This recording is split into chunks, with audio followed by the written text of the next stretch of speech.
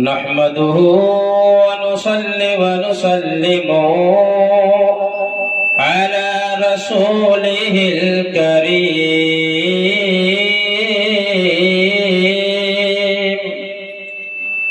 أما بعد، فأعوذ بالله من الشيطان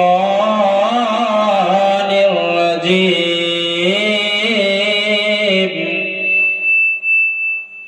بسم الله الرحمن الرحيم.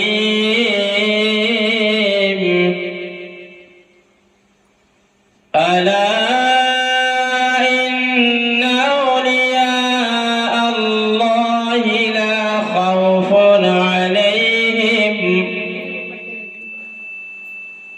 لا خوف عليهم ولا هم يحزنون.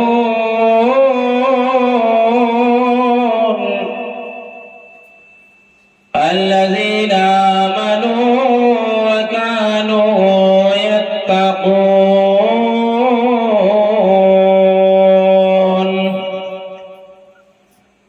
آمنت بالله صدق الله المولانا العظيم، وبلغنا رسوله النبي الأمين الكريم الرؤوف الرحيم، ونحن على ذلك لمن الشاهدين والشاكرين، والحمد لله رب العالمين. غوث اعظم بمنی بے سر و ساما مدد قبلہ دی مدد کعبہ مدد بگردہ میں بلا فتاد کشتی مدد کن یا معین الدین چشتی. قادری امنارے یا غوث اعظم میں سنم دمز شیخ احمد رضا خواہ قطب عالم میں زنم. اور خدا شاہد ہے وہ بازار لگتا ہے مدینے میں. اور خدا شاہد ہے وہ بازار لگتا ہے مدینے میں. اور جو دنیا میں نہیں ملتا وہ ملتا ہے مدینے میں. اور تیری نسل پاک میں بچہ بچہ نور کا. اور تیری نسل پاک میں بچہ بچہ نور کا. اور تو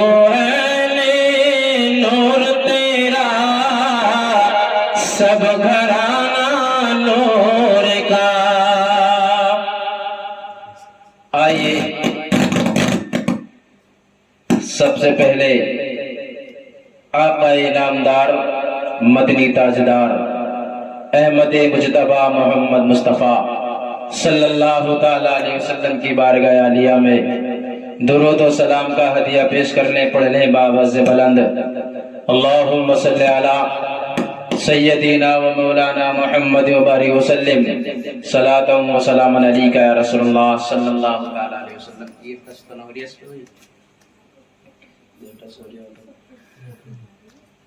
تو اس محفل کا جو انعقاد کیا گیا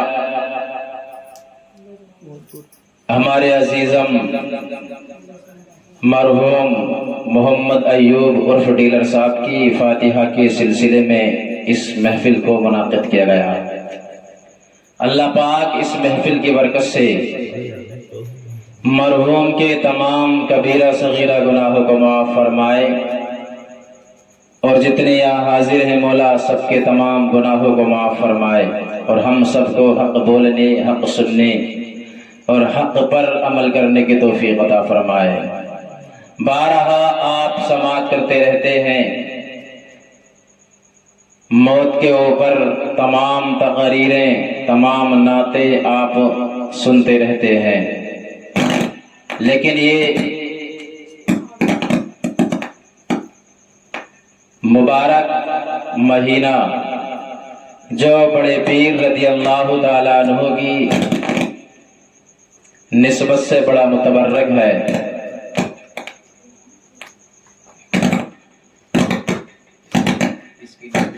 مہینہ جو غوث اعظم رضی اللہ تعالیٰ عنہ کی نسبت سے ہے۔ کبھی کبھی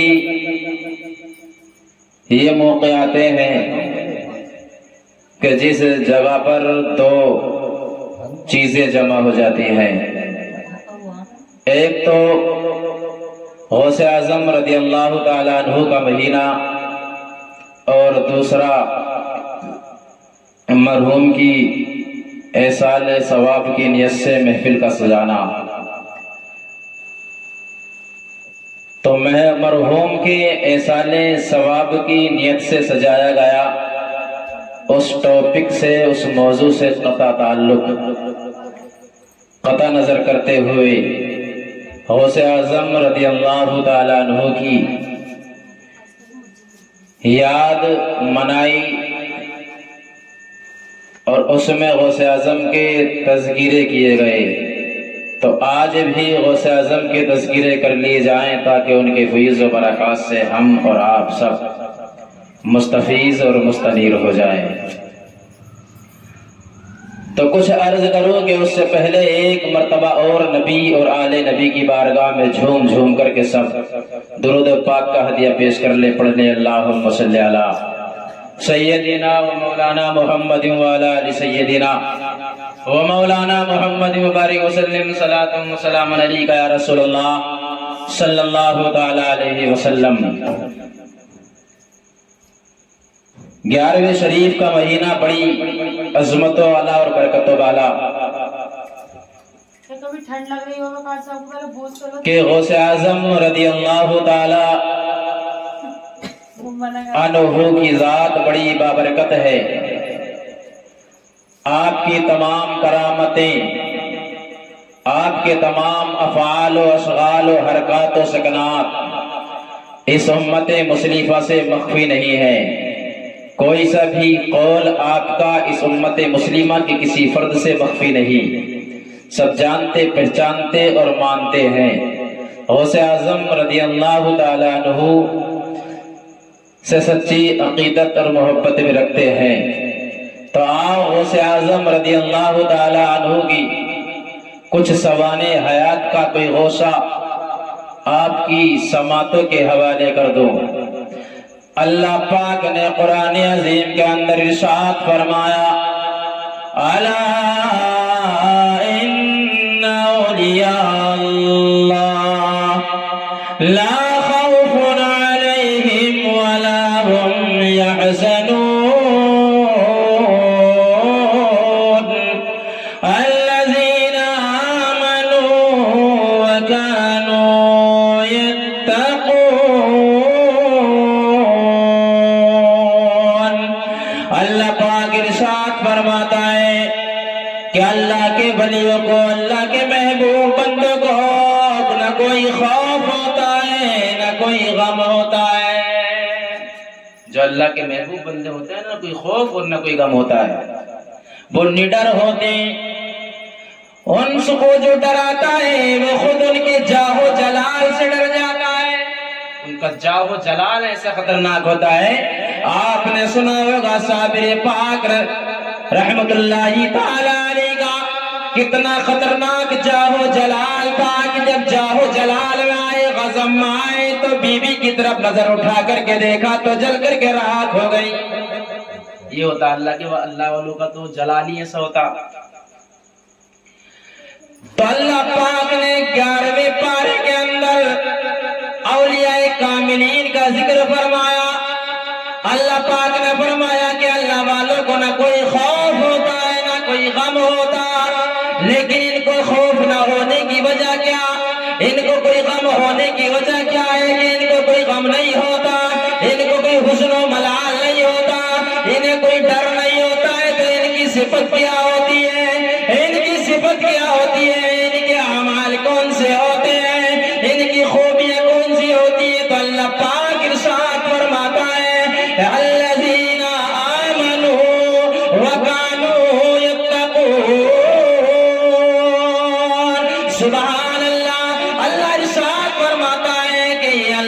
وہ ولی ہوتے ہیں کہ ان کی صفت یہ ہوتی ہے کہ ایمان والے ہوتے ہیں اور یہ پرہیزگار اور متقی ہوتے ہیں. پرہیزگار اور متقی بننے کے بعد ہی تو انسان اللہ کا ولی بنتا ہے. اور پرہیزگاری نہیں یا پرہیزگاری تو ہے لیکن دل کے اندر ایمان نہیں تو اللہ کا ولی بن نہیں سکتا. کتنا بھی بڑا ہو جائے, کتنا بھی بڑا متقی اور پرہیزگار بن جائے, کتنی بھی روزے اور نمازیں پڑھے, اور اگر دل کے اندر ذرہ برابر بھی ایمان کی بو نہیں ہے تو سمجھ لینا کہ وہ انسان اللہ کا ولی بن ہی نہیں سکتا. تو غوث اعظم رضی اللہ تعالیٰ عنہ کی بات آ گئی تو میں آپ کو بتا دوں کہ غوث اعظم رضی اللہ تعالیٰ عنہ کا بچپن کا زمانہ تھا. چھوٹی سی عمر تھی غوث اعظم رضی اللہ تعالیٰ عنہ کی کہ جیسا چھوٹے چھوٹے بچے مدرسے پڑھنے جاتے تھے, ایک چھوٹا سا قاعدہ بغدادی سینے سے لگا کر کے جاتے ہیں. قاعدہ بغدادی سینے سے لگا کر کے جاتے ہیں. تو ایسے غوث اعظم رضی اللہ تعالیٰ عنہ کا بچپن کا زمانہ تھا.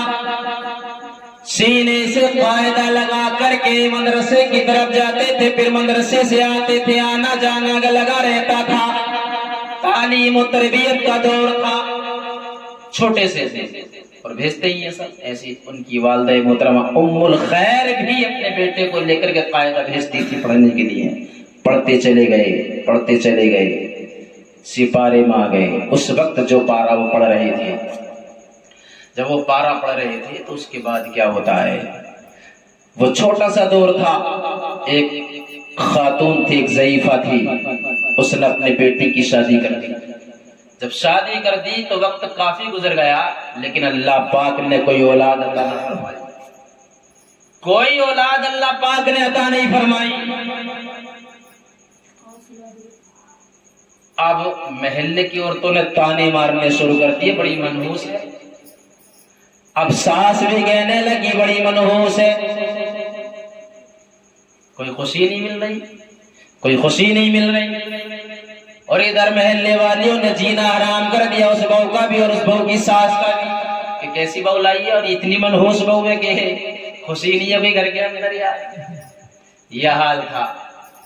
جب پریشان ہو گئی وہ ضعیفہ بھی اور وہ اس کی بہو بھی پریشان, تو اس ضعیفہ نے سوچا کہ اب طرح کیا جائے.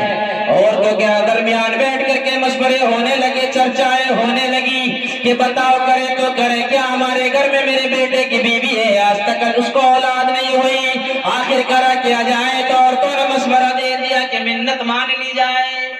منت یہ تو مشہور ہے, طبیعت خراب ہو جائے گھر میں کہ منت مانو 10 روزے رکھنے, صحت یاب ہو جائے ٹھیک ہو جائے 10 روزے رکھیں گے. تو عورتیں بہت جلدی منت مانتی ہیں. اب عورتوں نے مشورے دے دیے کہ منت مان لی جائے کہ اللہ پاک کوئی نہ کوئی خوشی عطا فرما ہی دے گا. یہ منت مانی.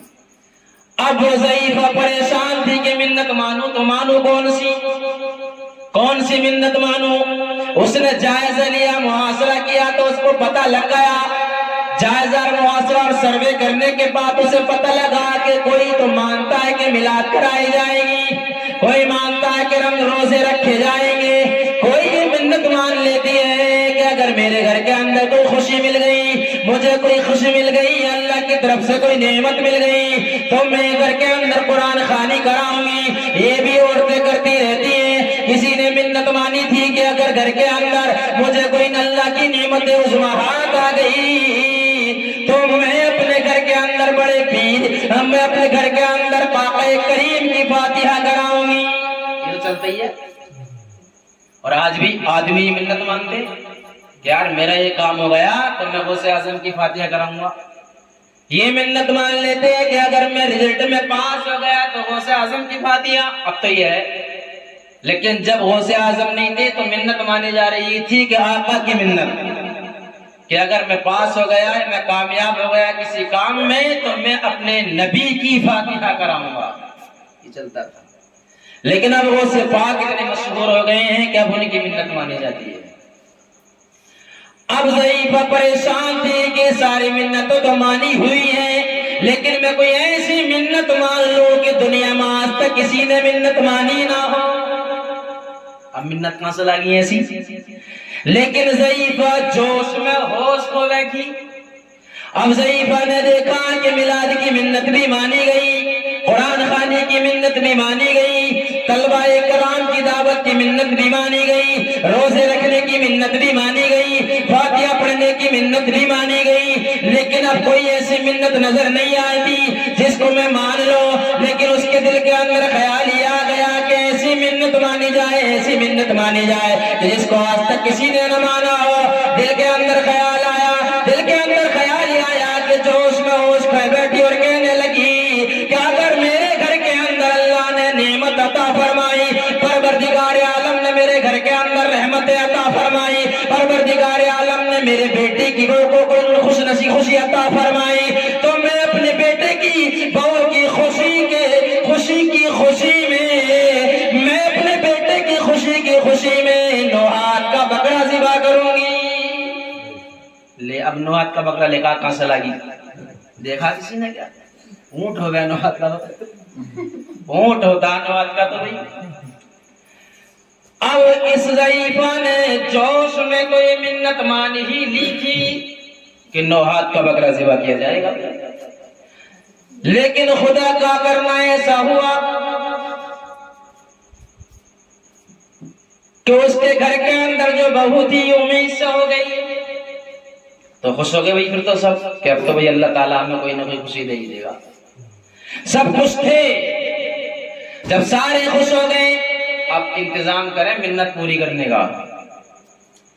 اب یہ ضعیفہ اپنے گاؤں کے تمام عورتوں اور مردوں سے کہہ رہی تھی کہ نوحات کا بکرا جہاں بھی ہو لے آؤ، ہم خرید لیں گے. شور تھا، چرچا تھی کہ نوحات کے بکرے کی منت مانی ہے، نوحات کے بکرے کی منت. شور و گل تھا، چرچا تھا آپس میں. اب جس سے پوچھتی تھی وہ ایک ہی کہتا تھا کہ آج تک ہم نے نوحات کا بکرا دیکھا ہی نہیں، آج تک نہیں دیکھا. جس سے سوال کیا کہ نوحات کا بکرا کہاں ہے، ہر کسی نے جواب دیا کہ آج تک نوحات کا بکرا ہم نے دیکھا ہی نہیں. ہر کسی کا جواب یہی کہ ہم نے نوحات کا بکرا دیکھا ہی نہیں. جب یہ جواب مل رہا تھا تو ضعیفہ پریشان ہو گئی. اپنے گھر کو چھوڑنے کے بعد اپنے پریوار کو چھوڑا اور اپنے پورے گاؤں کو چھوڑا، اور چھوڑنے کے بعد میں دوسرے گاؤں کی طرف نکل گئی کہ بکرا تو ڈھونڈ کر لانی ہے. اب یہ چلتی رہی لیکن بکرا نہ ملا. دسیوں گاؤں میں گھوم گئی، گاؤں کو چھوڑا. اس کے بعد میں شہر کے اندر داخل ہو گئی اور شہر میں داخل ہونے کے بعد میں پھر پوچھنے لگی کہ نوحات کا بکرا کہاں ہے، کسی کے پاس ہو تو بتاؤ. اب کسی کے پاس ہوتا تو بتاتا بھی، اگر کسی کو خبر ہوتی تو اس کی خبر اس کو دیتا بھی، لیکن ہر ایک یہی کہتا تھا کہ آج تک ہم نے نوحات کا بکرا دیکھا ہی نہیں. تو تجھے کہاں سے لیں گے؟ اب پری پریشان. اب یہ گھر واپس لوٹ کر کے آئی ہے تو عورتوں کی زبانیں چلنا شروع ہو گئی، کیونکہ عورتوں کے مسئلوں میں تو اردو بولے ہیں نا.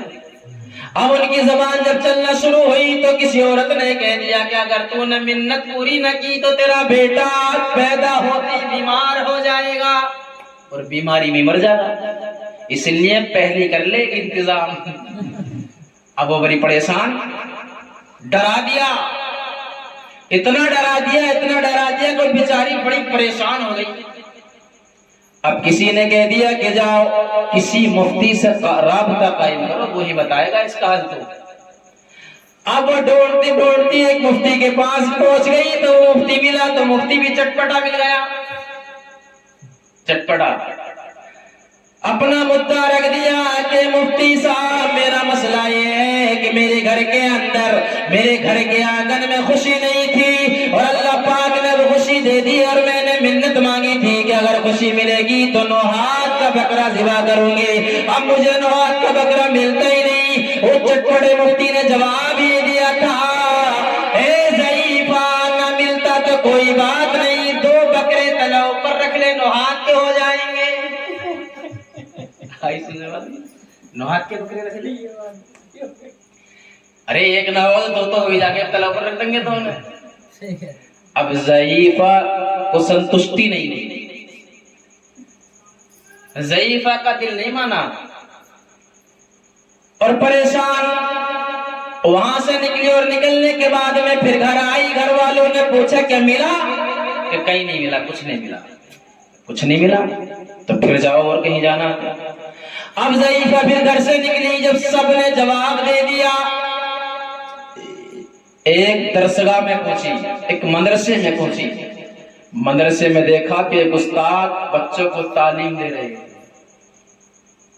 اور وہ استاد کوئی اور استاد نہیں تھے, وہ غوث اعظم رضی اللہ تعالیٰ عنہ کے استاد تھے. جب غوث کا یہ مقام ہے تو استاد کا مقام کیا ہوگا؟ ذرا سوچو تو صحیح میرے پیارے. جب وہ خاتون ان کے پاس میں پہنچی اور ان سے اپنا مدعا بیان کر دیا کہ میرے آنگن کے اندر خوشی نہیں تھی, محرومی ہی محرومی چھا رہی تھی, اور جب میں نے منت مانی کہ 9 ہاتھ کا بکرا ذبح کروں گی کہ اللہ مجھے خوشی عطا فرمائے گا, اور اللہ نے مجھے خوشی عطا فرما دی. اب 9 ہاتھ کا بکرا نہیں ملتا تو بتاؤ کیا کریں؟ تو غوث اعظم کے استاد محترم نے ارشاد فرمایا, ضعیفہ شریعت کا حکم بھی ہوتا ہے کہ جس کا وجود نہیں ہوتا اس کی منت بھی ضروری نہیں. 9 ہاتھ کے بکرے کا تو وجود ہی نہیں ہے بھائی, تو منت بھی نہیں, اس لیے کوئی بات نہیں ہے. کہنے لگی کہ عورتیں کہتی کہ اگر منت نہ پوری کی تو تیرا بچہ جو بھی ہوگا بیمار ہوگا اور بیمار ہو کر کے مر جائے گا. بڑی مشکل سے تو یہ ہاتھ آئے گا اور وہ بھی چلا جائے گا. اسی اسنا میں اسی عالم میں دیکھا یہ گیا کہ اس کے گھر کے اندر آنگن میں, اس کے آنگن میں ایک بیٹا نور سے پیدا ہو گیا. پھر تو پھولے نہ سوا میں, پھر پھولے نہ سوا میں. یار بیٹا جس کو مل جائے, بیٹی کی پیدائش پر تو اتنا اس کو خوشی نہیں ہوتی ہے, لیکن بیٹے کی خوشی پر اتنی, پیدائش پر اتنی خوشی ہو گئی, اتنی خوشی ہو گئی کہ وہ پھولے نہیں سما رہی تھی. لیکن درد ایک اسی بات کا تھا, اسی بات کا درد تھا کہ یہ منت پوری ہوگی کیسے. اب اتفاق یہ ہوا کہ بیٹا تو پیدا ہو گیا, اور پیدا ہونے کے بعد ترنت وہ بیمار بھی ہو گیا. اور بھیا پھر تو مسئلہ بڑا گڑبڑ ہو گیا. اور تو نے بھوسے واڑی کر دی تھی نا پہلے کہ پیدا ہوتی بیمار ہو جائے گا اور بیماری میں مر جائے گا. اب پہلا معاملہ تو ہو گیا, پہلا معاملہ تو یہ ہو گیا کہ پیدا ہوا اور پیدا ہونے کے بعد بیمار ہو گیا. جب بیمار ہوا تو ضعیفہ تڑپ گئی کہ اب کہیں ایسا نہ ہو کہ اس میرے چاند سے پوتے کو موت نہ گھیر لے, موت نہ گھیر لے, موت نہ گھیر لے. اب پریشان تھی. پھر پہنچی, اور پہنچنے کے بعد میں وہاں سے نکلی, خانقاہ سے نکلی, اور نکلنے کے بعد میں جنگل میں آ کر کے اپنے بالوں کو بکھیر کر کے, بکھیرنے کے بعد میں درخت کے نیچے آ کر کے بیٹھ گئی. درخت کے نیچے آ کے بیٹھ گئی اور پریشان تھے, کروں تو کروں گی. اور دیکھ رہی تھی کہ چھوٹے چھوٹے بچے اپنے سینے سے قاعدہ لگا کر کے راستے سے گزر رہے تھے, ہنستے ہوئے گزر رہے, کھیلتے ہوئے گزر رہے تھے. اور یہ طرف جاتی تھی کہ میرا پوتا بھی ہوگا, جب اس عمر کو پہنچے گا تو قاعدہ سینے سے لگا کر کے مدرسے کو جائے گا, ادھر سے ہنس کر خوشی خوشی لوٹ کر کے واپس آئے گا. یہ سوچ رہی تھی. لیکن جب دیکھا کہ ایک چھوٹا سا بچہ, اس کی نظر ضعیفہ پر پڑی, اپنے ساتھی سے کہا کہ چلو, ایک بوڑھی بیٹھی ہوئی ہے, بال کھلے ہوئی ہے, پریشان ہے. اس کے حال پوچھتے جا کے کیا معاملہ, اس کے پریشانی پوچھیں گے جا کے کہ معاملہ کیا, کیوں پریشان ہے, یا کیوں بیٹھی ہے, تیرے بال کھلے ہوئے کیوں. بچوں نے کہا کہ کیا کریں گے جا کے وہاں, کہا کہ نہیں دیکھتے جا کے کیا ہے. اب کہنے پر ایک بچے کے سارے بچے اس ضعیفہ کی طرف جانا شروع ہو گئے. قریب پہنچے, اور قریب پہنچنے کے بعد میں کہنے لگے کہ مائی پریشان کیوں ہے, تیرے بال بکھرے ہوئے کیوں ہیں, آخر معاملہ ہے تو کیا. ضعیفہ کہنے لگی کہ بیٹا تجھے بتانے سے کیا فائدہ ہوگا, کیا فائدہ ہو تجھے بتانے سے, اتنے بڑے مولویوں سے ملنے جا کے کوئی فائدہ نہ ہوا, اور تو ایک قاعدہ سینے سے لگا کر مدرسے سے آ رہا ہے, تو اس سے بتانے سے کیا فائدہ ہوگا. بچے نے کہا کہ اچھا بتاؤ اسی معاملہ ہے تو ہے کیا. تو کہنے لگی کہ میرا معاملہ یہ تھا کہ میرے آنگن میں خوشی نہیں تھی، میرے آنگن میں خوشی نہیں تھی، میں نے منت مانی تھی کہ اگر خوشی مل جائے گی، خوشی مل جائے گی تو 9 ہاتھ کا بکرا ذبح کروں گی، اور اب 9 ہاتھ کا بکرا ملتا نہیں ہے، اللہ پاک نے مجھے خوشی بھی عطا فرما دی۔ اس بچے نے کہا کہ کیوں پریشان ہو، کتنا بڑا بکرا تمہارے گھر؟ تو ہوگا 3-4 ہاتھ کا، کہ 3-4 ہاتھ کا ہے کہ ہاں ہوگا اتنا تو، کہ ٹھیک ہے چلو پھر گھر کو۔ جب گھر کو جانے کا معاملہ آیا، گھر کو جانے کا جب معاملہ آیا، ضعیفہ آگے آگے جا رہی تھی اور یہ چھوٹا سا بچہ پیچھے پیچھے جا رہا تھا، اس کے ساتھی اس کے ساتھ میں جا رہے تھے۔ جب گھر میں پہنچے تو دیکھا کہ پورے محلے کے مرد و زن اکٹھا تھے، وہ انتظار میں تھے کہ ضعیفہ کب آئے گی اور 9 ہاتھ کا بکرا کب ذبح ہوگا، آج تک دیکھا ہی نہیں تھا، تو کچھ تو دیکھنے کے چکر میں تھے کہ دیکھ لیں گا کتنا لمبا ہے، تو اس لیے بھیڑ لگائے تھے، انتظار کر رہے تھے۔ جب دیکھا کہ بچوں کی جماعت آ رہی ہے، سارے حیران ہو گئے، کہنے لگے ضعیفہ کیا معاملہ لے کر کے آئی ہے، کون سے مولانا کو بلا کر کے لائی ہے؟ ضعیفہ نے کہا کہ مولانا یہ آئیں گے، اس بچے کی طرف اشارہ کر دیا۔ کہنے لگے کہ تجھ سے کتنے بڑے بڑے مولاناؤں کے پاس گئی، تیرے مسئلے کا حل نہ نکلا، لیکن یہ چھوٹا سا بچہ تیرے مسئلے کا حل کیا نکالے گا؟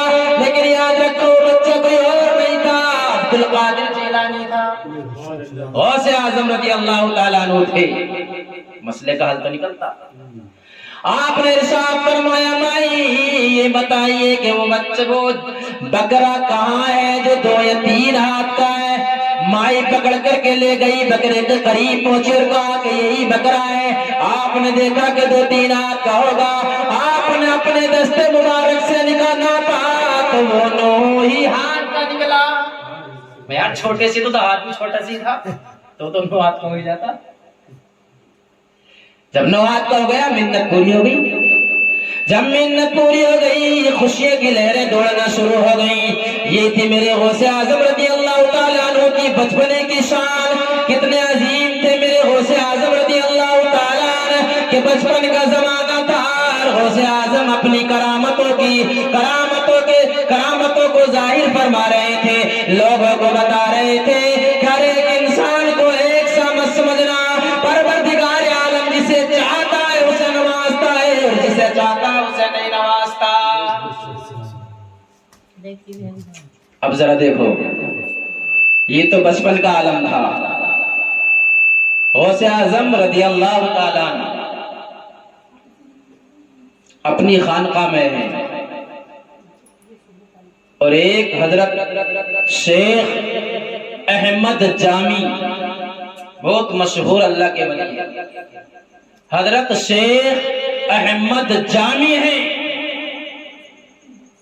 تو ان کا کام تھا، ان کی سواری تھی شیر، شیر سے سواری کرتے تھے، جہاں بھی جانا ہوتا تھا شیر پر سوار ہوئے اور چلے جاتے تھے۔ تو معاملہ یہ ہوا کہ جس جگہ بھی جاتے تھے، جس قبیلے میں بھی جاتے تھے، اپنے شیر پر سوار ہو کر کے جاتے تھے۔ جب شیر پر سوار ہو کر کے جاتے تھے، شیر پر سوار ہو کر کے جاتے تھے، تو محلے والے یا قبیلے والوں سے کہتے تھے کہ ہمارے شیر کی خوراک تیار رکھنا، ایک جانور تیار رکھنا، ایک جانور تیار رکھنا، جہاں پہنچے وہاں ان کے شیر کی خوراک تیار رکھتے تھے، ایک جانور دے دیا جاتا تھا کہ لو یہ ہے آپ کے شیر کی خوراک۔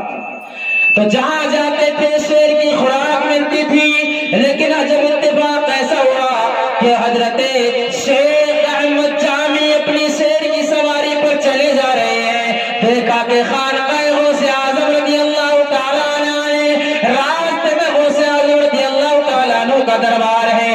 آپ نے اپنے خادموں سے ارشاد فرمایا کہ اے خادموں، غوث اعظم کی بارگاہ میں جاؤ اور جانے کے بعد میں کہنا کہ حضرت شیخ احمد جامی آ رہے ہیں، ان کے شیر کی خوراک کا انتظام رکھو۔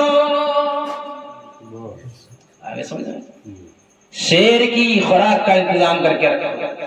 اب غوث اعظم رضی اللہ تعالیٰ عنہ تک یہ خبر پہنچی، آپ نے ارشاد فرمایا معاملہ یہ ہے، تو ٹھیک ہے جاؤ جا کر کے دیکھ لو مطبخ میں کوئی جانور ہوگا، باورچی خانے میں کوئی جانور ہوگا، جا کر کے حضرت کی جانور کی خوراک اس کے حوالے کرو۔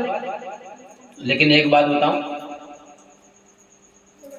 ایک ہوتا پالا ہوا اور ایک ہوتا پلا ہوا، ہے نا؟ پلا ہوا کون سا ہوتا ہے اور پالا ہوا کون سا ہوتا ہے؟ بہت بڑا فرق ہے پلا ہوا اور پالا ہوا۔ پلا ہوا وہ ہوتا ہے کہ جو خود سے پل جائے، پالا ہوا وہ ہوتا ہے کہ جس کو پالا جائے، ہے نا؟ پلا ہوا تو خود سے پل جاتا ہے نا، جیسے کہ آج کل کے راستوں میں گھومنے والے کتے خود پل جاتے ہیں، اور ایک وہ کتا ہوتا ہے جو گھر کے اندر رکھ کر کے آدمی اس کا پالن پوشن کرتا ہے تو وہ پالا ہوا ہوتا ہے، اور اس کی پہچان یہ ہوتی ہے کہ اس کے گلے کے اندر پٹکا لگا ہوا ہوتا ہے، پٹا پڑا ہوا ہوتا ہے کہ اگر کوئی چوکیدار بھی راستے کی سیر کرتا ہے رات کے اس وقت میں اور وہ اس کو دیکھتا ہے تو دیکھنے کے بعد میں سمجھ جاتا ہے کہ کوئی اور نہیں پلا ہوا پالا ہوا کتا ہے، اس کو نہیں ہٹائے گا۔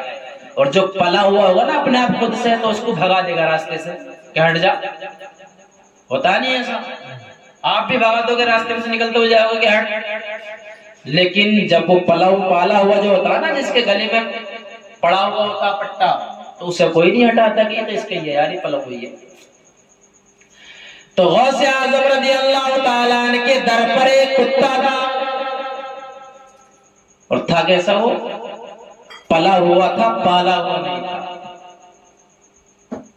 غوث اعظم نے اس کتے کو پالا نہیں تھا بلکہ خود غوث اعظم رضی اللہ تعالیٰ عنہ کے در سے سوکھے ٹکڑے کھا کھا کر کے وہ پلا تھا، اور غوث اعظم کی خانقاہ کی جو دیوار تھی اس کے سائے میں وہ بیٹھا کرتا تھا، بس یہ تھا، صحبت تھی۔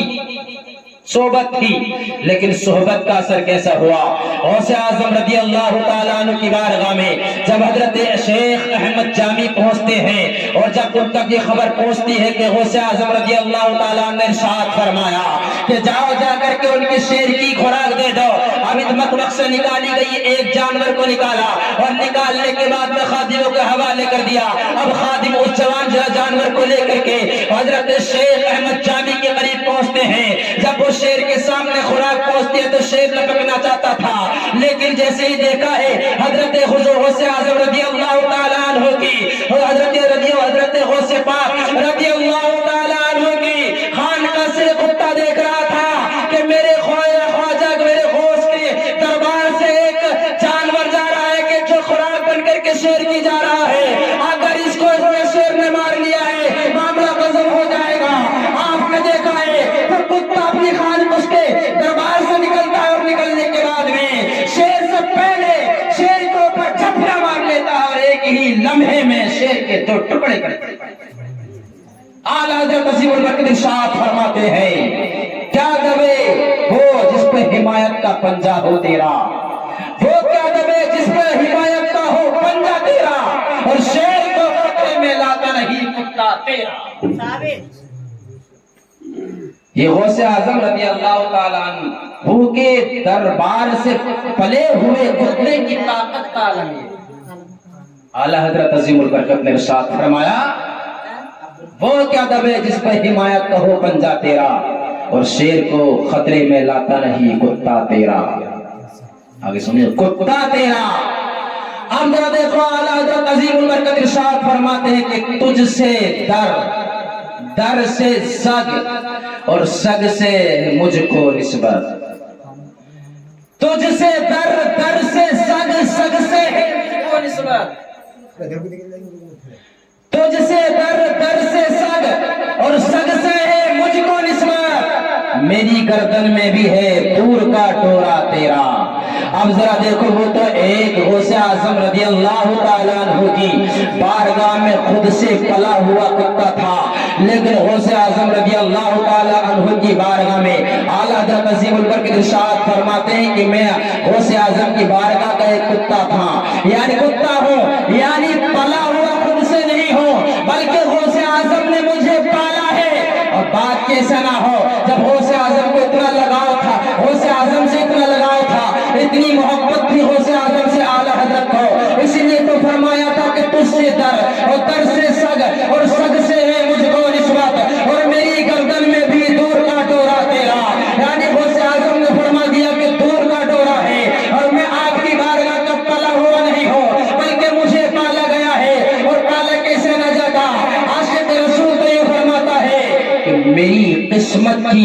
قسم کھائیں سگانے بغداد، میری قسمت کی قسم کھائیں سگانے بغداد، ہند میں رہ کر بھی پہ دیتا ہوں پہرا تیرا، ہند میں رہ کر بھی دیتا ہوں پہرا تیرا۔ غوث اعظم رضی اللہ تعالی عنہ کے غلام کی غلام کی زبان ہے، آپ ارشاد فرماتے ہیں اگرچہ میں ہندوستان میں رہتا ہوں، ہندوستان کی دہلیز پر رہتا ہوں، ہندوستان کے اندر رہ کر کے پھر بھی میں غوث اعظم کے در کا پہرا لگاتا رہتا ہوں کہ غوث اعظم کی بارگاہ میں کون آنے والا ہے اور کون جانے والا ہے، میں اچھی طریقے سے جانتا اور پہچانتا ہوں، اور کیوں نہیں جانے گا اور پہچانے گا؟ جو ان سے محبت کرتے ہیں ان کا عالم یہی ہوا کرتا ہے، ان کی شان یہی ہوا کرتی ہے، جو اللہ والوں سے محبت کرتے ہیں پروردگار عالم ان کو کسی نہ کسی منصب پر فائز فرما ہی دیتا ہے، کسی نہ کسی منصب پر فائز فرما ہی دیتا ہے۔ غوث اعظم رضی اللہ تعالیٰ عنہ کے در کا کتا تھا وہ کہ جس نے ایک لمحے میں شیر کے 2 ٹکڑے کر دیے، اور قاعدہ تو یہ ہے کہ شیر طاقتور ہے بھئی، جانوروں کا راجا ہے، شہنشاہ ہے شہنشاہ نہیں، اور آج بھی یہی حال ہے، یہی مانتے ہیں کہ شیر سب سے زیادہ طاقتور ہے، لیکن کبھی کبھی ایسا ہوتا ہے کہ کوئی وقت ایسا ہوتا ہے تو سارے قوانین، سارے قاعدے، سارے قانون ٹوٹ جاتے ہیں۔ اگرچہ ہم نے مانا ہے کہ شیر طاقتور ہے، شیر تمام جانوروں کا راجا ہے، لیکن جب معاملہ یہاں آتا ہے، بارگاہ غوث اعظم کا معاملہ آتا ہے، آپ کے در سے پلے ہوئے کتے کی طاقت کا معاملہ آتا ہے، تو یہاں آنے کے بعد میں سارے قانون ٹوٹ جاتے ہیں، تمام قوانین ختم ہو جاتے ہیں، سوانح انسانوں کی ٹوٹ جاتے ہیں، اس لیے کہ کبھی جب ایسا معاملہ آتا ہے پروردگار عالم تمام بڑی بڑی طاقتوں کو نکار دیتا ہے اور چھوٹی سی طاقت کو بڑی طاقت پر حاوی فرما دیتا ہے، حاوی فرما دیتا ہے۔ اسی لیے تو فرمایا تھا میری قسمت کی قسم کھائیں سگانے بغداد، اعلیٰ حضرت نے کہ میری قسمت کی قسم کھائیں سگانے بغداد، سگ سمجھ رہے، سگ کہتے کتے کو، اب کتے کون؟ سگانے بغداد یعنی بغداد کے کتے میری قسمت کی قسم کھائیں، کہ تم تو سرکار کی بارگاہ میں رہتے ہو اور میں تو اتنی دور رہتا ہوں، تم تو ان کے جمال کو دیکھتے ہو، تم تو ان کے کمال کو دیکھتے ہو، تم تو ان کے حرکات و سکنات کو دیکھتے ہو، تم تو ان کے اقوال و افعال کو دیکھتے اور سنتے بھی ہو، میں تو وہاں رہ کر کے نہیں، میں یہاں سے ان کے افعال و اشعال کو بھی دیکھتا ہوں، ان کی حرکات و سکنات کی بھی خبر رکھتا ہوں، اور ان کی بارگاہ میں کون آ رہا ہے اس کو بھی دیکھتا ہوں، ان کی بارگاہ سے کون جا رہا ہے اس کو بھی دیکھتا ہوں، اور میں یہ بھی دیکھتا ہوں کہ آپ کی بارگاہ سے لے کر کون کیا جا رہا ہے وہ بھی میں دیکھتا ہوں۔ غوث اعظم کا یہ مقام ہے۔ اعلیٰ حضرت عظیم البرکت نے ارشاد فرمایا کہ واہ کیا مرتبہ اے غوث ہے بالا تیرا، واہ کیا مرتبہ اے غوث ہے بالا تیرا، واہ کیا مرتبہ اے غوث ہے بالا تیرا، اونچے اونچوں کے سروں، اونچے اونچوں کے سروں سے قدم آلا تیرا۔ ایک مصرع اور فرمایا واہ کیا جود و کرم ہے شہبت ہاں تیرا، واہ کیا جود و کرم ہے شہبت ہاں تیرا، سنتا ہی نہیں مانگنے والا تیرا، سنتا ہی نہیں مانگنے والا تیرا۔ غوث اعظم رضی اللہ تعالیٰ عنہ کی بچپن کی بات، یہ تو آپ نے سنا تھا کہ دودھ نہیں پیا، اور یہ بھی آپ نے سنا تھا کہ عید کا چاند نظر نہیں آیا تھا تو تنازع تھا قوم میں، تنازع، جو روزے دار نہیں تھے وہ سب سے آگے تھے کہ چاند ہو گیا، سب سے آگے تھے، اور جو روزے دار تھے وہ پیچھے تھے، یار چلو ایک اور پورا ہو جائے گا تو 30 ہی پورے ہو جائیں گے، اور یہ حساب لگاتے ہیں، یار ہم بھی حساب لگاتے ہیں، یار 30 ہی پورے ہو جائیں تو کیا پریشانی ہے۔ تو وہ اس دور میں بھی ایسے انسان پائے جا رہے تھے، آپس میں تنازع ہو گیا، جھگڑا ہو گیا کہ نہیں عید کی نماز پڑھی جائے، چاند ہو گیا، جب یہ شور و شرابہ ہونا شروع ہو گیا، کہنے والوں نے کہا کہ چلو سیدوں میں ایک سید زیادہ پیدا ہوا ہے، شروع سے دیکھا جا رہا، سنا جا رہا ہے کہ رمضان میں اس نے دودھ ایک دن بھی نہیں پیا، وہ تو جانتا ہی نہیں ہے کہ آسمان پر گرد و غبار ہے یہ نہیں، اسے تو خبر ہی نہیں ہے کہ چاند دکھا یا نہیں دکھا، اسے تو یہ بھی معلوم نہیں ہے کہ ماہ رمضان ہے یا نہیں ہے، اس کے باوجود پھر بھی ماہ رمضان میں اس نے آج دودھ بھی نہیں پیا ہے، چلو وہاں جا کر کے پوچھتے ہیں اور کبھی پتہ لگے گا۔